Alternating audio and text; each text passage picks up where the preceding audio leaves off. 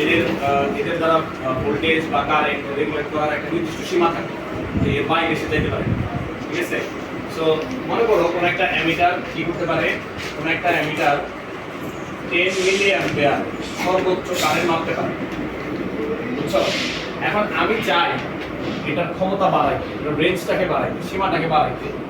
আমি চাচ্ছি যে এটাকে দ্বারা যাতে আমি 10 অ্যাম্পিয়ার তড়িৎ প্রবাহ মাপতে পারি, এরকম একটা যন্ত্রে এটাকে আমি কনভার্ট করব,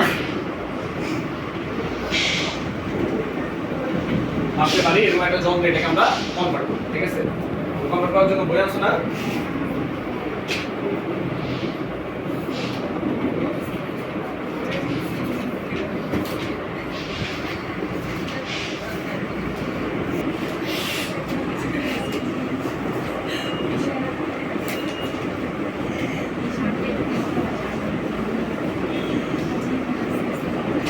G plus S by S, G plus S by S, এটাকে বলা হয় শান্টের গুণক। বুঝছো? G plus S by S এটাকে বলা হয় শান্টের গুণক। আচ্ছা,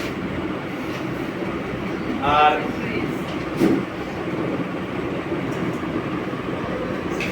আচ্ছা, তাহলে আমরা এই যন্ত্রটাকে 10 অ্যাম্পিয়ার তড়িৎ প্রবাহে যাতে মাপতে পারি সেরকম একটা যন্ত্রে কনভার্ট করব।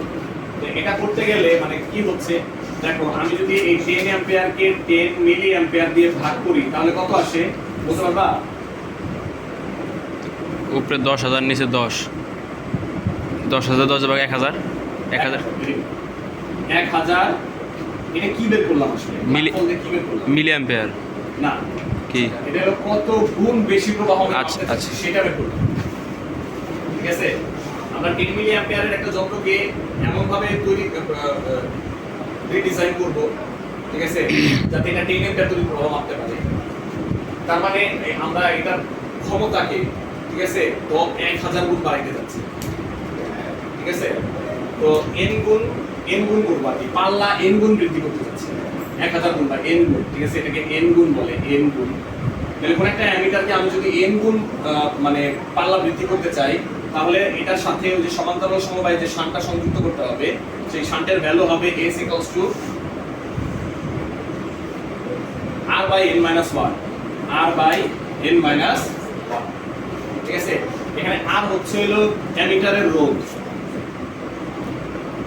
অ্যামিটারের রোধ। বুঝতে পারছো? এই হলো ব্যাপার, এটা একটা সূত্র।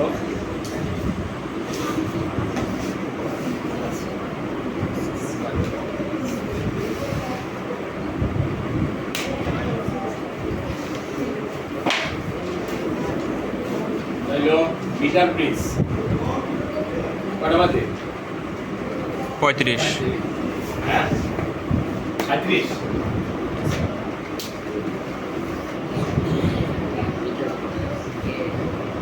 মিটার পিস জিনিসটা কি? মিটার পিস হচ্ছে আমার একটা যন্ত্র যেখানে 1 মিটার লম্বা একটা তার নেওয়া হয়, 1 মিটার লম্বা একটা তার নেওয়া হয়।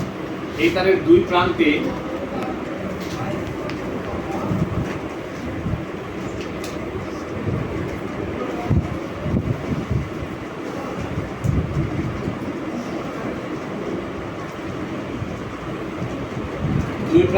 দুইটা রোধ থাকে, আর এই তারটার সাথে আবার কি থাকে, একটা ব্যাটারি যুক্ত থাকে। আর এইখান থেকে একটা যন্ত্র আসে যেটাকে আমরা বলি জকি, ভিডিও জকি। ঠিক আছে? জকি বলে, বুঝলাম না। তো এই জকিটার সাথে আবার একটা গ্যালভানোমিটার যুক্ত থাকে। কাজটা কি? মানে এই জকিটা হলো এমন একটা জিনিস, এখানে কি করা হয়েছে দেখো, এই যে এখানে যুক্ত করা হয়েছে না, এই যে আমি দেখতেছি যে রোধটাকে এখানে যুক্ত করা হয়েছে, আসলে এই রোধটা এই তারের এই মাথায় যুক্ত আছে। আর এখানে যে রোধটা যুক্ত করা হয়েছে এটা আসলে তারের এই মাথায় যুক্ত আছে। এটা এসে এখানে এই যে এখানে এই তিনটা পয়েন্ট অ্যাকচুয়ালি একই পয়েন্ট, বুঝছো? এই তিনটা একই লাইন, মানে এক পয়েন্টে এসে যুক্ত হয়েছে, এটা এক পয়েন্টে এসে যুক্ত হয়েছে। ঠিক আছে?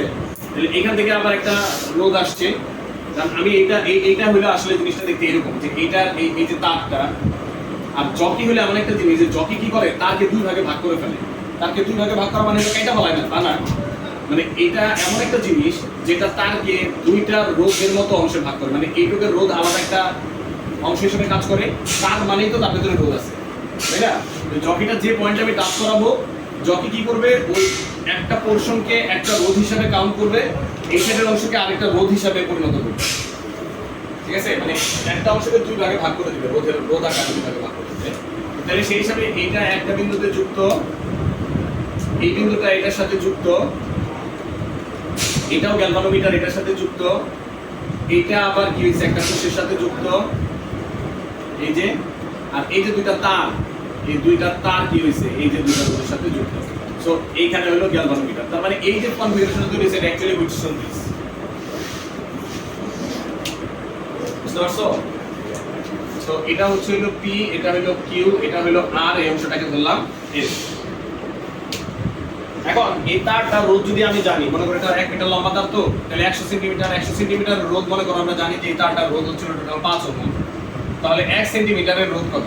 5/100, তার মানে 0.05 ওহম, মানে প্রতি 1 সেন্টিমিটার রোধ হলো 0.05। তাহলে এই জকিটা যদি আমি এই পজিশনে বসাই দিই, তাহলে এইটুকের অংশ যদি, এইটুকের দৈর্ঘ্য যদি L হয়, তাহলে এইটুকের দৈর্ঘ্য হচ্ছে হলো 100 মাইনাস L, ঠিক আছে?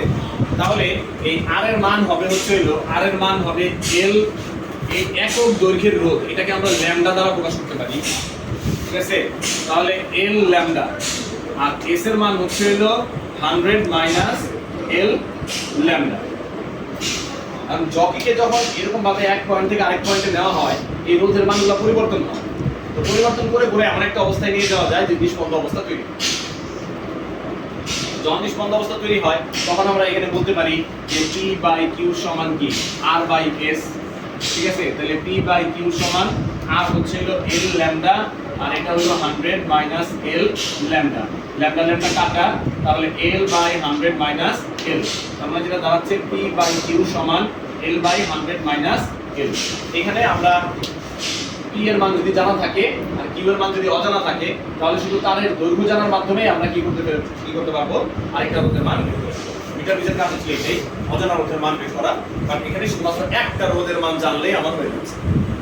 এই তারের রোধ কত অ্যাকচুয়ালি তাও আমার জানা দরকার নেই, শুধু দৈর্ঘ্যটাই মেজারমেন্টের মধ্যে চলে আসছে, কারণ ইকুয়েশনের মধ্যে তারের রোধ নিয়ে কোনো কিছু নাই, শুধু লেন্থ আছে।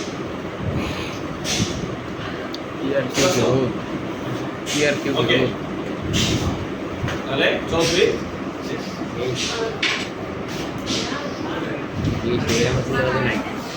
সিলেবাসে নাই, আউট অফ সিলেবাস, হ্যাঁ আউট অফ সিলেবাস। দুরন্ত কিছু কবি পাগল ভয় কর।